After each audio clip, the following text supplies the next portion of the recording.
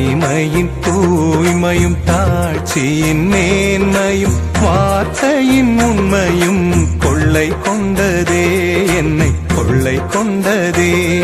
உன் கண்ணிமையின் தூய்மையும் தாட்சியின் மேன்மையும் வார்த்தையின் உண்மையும் கொள்ளை கொண்டதே, என்னை கொள்ளை கொண்டதே. இயேசுவின் தாசனாய்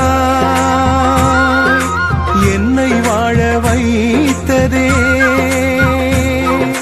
இயேசுவின் தாசனாய் என்னை வாழ வைத்ததே. அன்பே அருளே அமுதே அழகே நீ வா